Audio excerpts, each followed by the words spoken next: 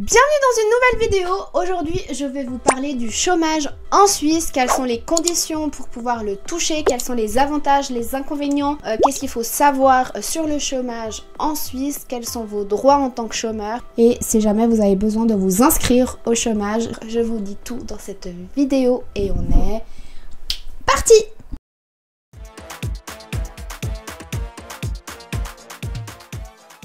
Bienvenue dans une nouvelle vidéo, moi c'est Lily. Aujourd'hui, je vais vous accompagner et vous donner toutes les informations dont vous avez besoin pour le chômage.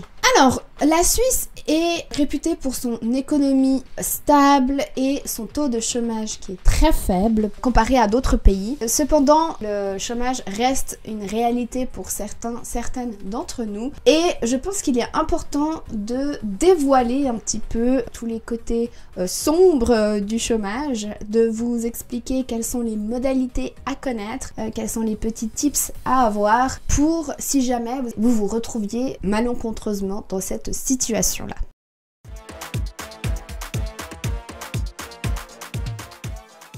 En Suisse, pour toucher le chômage dans un premier temps, vous devez remplir certaines conditions et elles ne sont pas des moindres. J'ai une liste complète, donc tenez-vous. Tout d'abord, vous devez être inscrit à l'Office régional de placement. C'est un organisme qui va s'occuper en fait de vous trouver un emploi, de vous proposer des contrats et de gérer les prestations de chômage dont vous avez droit. L'ORP fonctionne comme intermédiaire entre les employeurs et les demandeurs d'emploi et les offres des prestations adaptées à leurs besoins. Ensuite, la deuxième condition que vous avez, qui n'est pas des moindres, il s'agit de la période de cotisation dont vous avez eu. Cette période de cotisation, elle varie en fonction de l'âge et de vos besoins. Si vous avez une famille avec des enfants à charge ou si vous êtes plutôt célibataire, ce ne sont pas du tout les mêmes conditions de vie et du coup, cela change pas mal sur les prestations de chômage que vous pouvez toucher. Mais pour vous donner un chiffre de combien de mois il faut avoir eu travaillé, eh bien c'est 12 mois au cours de la dernière année. Donc si vous n'avez pas atteint les 12 mois de travail, eh bien il se peut que vous n'ayez pas accès au chômage. Mais bien évidemment, cela peut également varier selon l'âge que vous avez. Si par exemple vous débutez dans la vie, c'est clair qu'on va pas déjà vous mettre des bâtons dans les roues. Ça dépend aussi de votre situation personnelle, comme je le disais au préalable. Donc, qu'est-ce que le chômage va regarder dans cette partie-là? Eh bien, dans un premier temps, ils vont regarder donc la période de référence. Dans cette partie-là, l'organisme régional de placement va inspecter ce que vous avez fait durant les 2 dernières années. Ils vont regarder un petit peu les travails chez qui vous étiez employé, vous faire remplir des dossiers et des documents pour des éventuels et futurs emplois. Et pourquoi pas aussi vous proposer des formations qui vont peut-être vous faciliter l'obtention d'un nouvel emploi plus facilement. Le but étant de ne pas vous laisser au chômage indéfiniment, vous l'aurez compris. La troisième condition, c'est la durée de l'emploi précédent. En gros, pour vous la faire simple, plus vous avez travaillé dans votre ancien travail et plus l'allocation chômage sera de longue durée.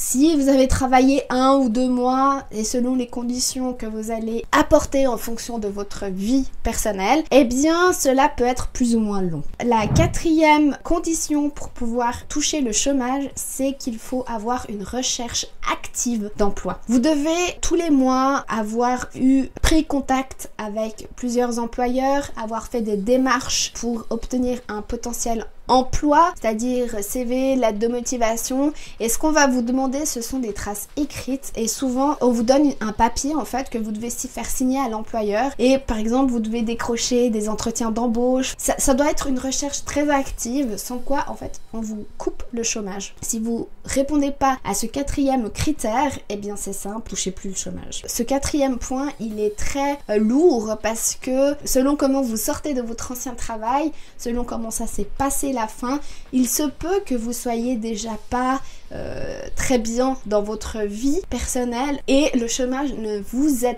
pas, je trouve, dans ces conditions-là. Mais voilà, ce n'est qu'une approche personnelle. Il faut vraiment mettre tout de côté et puis se dire ok, c'est pour le chômage. Par contre, faut pas non plus tomber dans le cliché de je fais les démarches mais je refuse tous les emplois, parce que ça peut vous retomber dessus aussi. Il est important de noter que les conditions pour toucher le chômage en Suisse peuvent varier en fonction de votre situation individuelle et des changements dans la législation. Il est donc recommandé de consulter l'office régional de placement auquel vous êtes déjà inscrit normalement de votre canton pour obtenir des informations précises à jour sur les modalités de versement des prestations de chômage.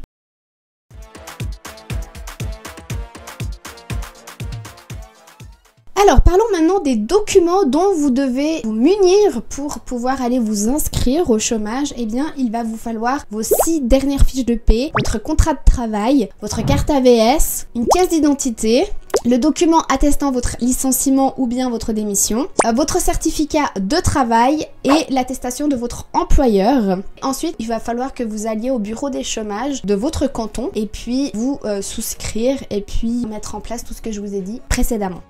Après, pour les résidents qui sont en Suisse, si par exemple vous ne travaillez pas à 100%, vous pouvez également demander des indemnités de chômage pour le pourcentage restant, selon les conditions bien évidemment personnelles. Si vous avez des enfants à charge et que vous êtes maman solo mais que vous n'avez pas pu trouver plus et que vous êtes en recherche d'emploi justement pour pallier à ce problème et puis trouver un 100%, l'allocation chômage rentre en matière aussi dans des cas spécifiques comme celui-ci.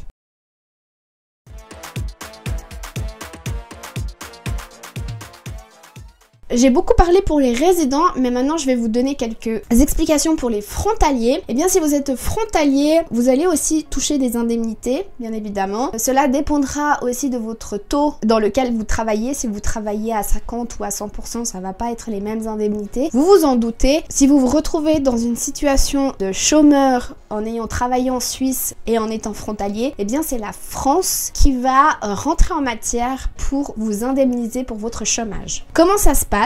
Vous devez vous inscrire tout simplement au Pôle emploi, donc en France. C'est là-bas que la France gère ses chômeurs. Vous devez vous y rendre avec un CV, une carte d'identité, parce que ils vont vous proposer aussi également des nouvelles possibilités d'emploi, de regarder là où vous en êtes et puis de vous orienter au mieux en fait. Dans le dossier qu'on va vous demander de remplir, d'amener les justificatifs comme quoi vous aviez bien travaillé en Suisse ces derniers temps, eh bien il va vous falloir le formulaire U1, vos 13 derniers fiches de salaire, une copie de votre carte de sécurité sociale, l'attestation employeur remplie, un IBAN, un RIB et un dossier de demande d'allocation chômage remis par le Pôle emploi. Et donc, après analyse de votre dossier, eh bien, vous allez toucher une indemnité.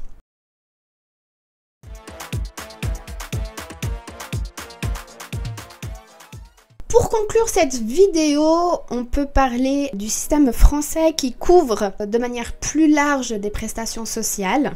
Les travailleurs français qui sont au chômage peuvent faire des formations qui vont être payées par l'État, ce qui n'est pas le cas en Suisse par exemple. Par contre, eh bien, en Suisse, vous allez avoir votre dossier qui va être traité de manière plus rapide et qui va vous garantir du coup une prise d'emploi beaucoup plus rapide également.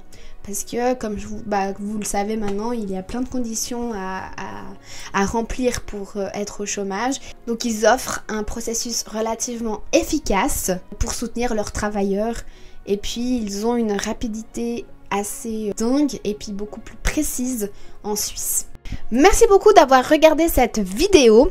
J'espère qu'elle vous aura donné un aperçu utile du chômage en Suisse. J'espère que la petite comparaison avec la France vous aura aidé également. N'oubliez pas de vous abonner pour plus de contenu similaire.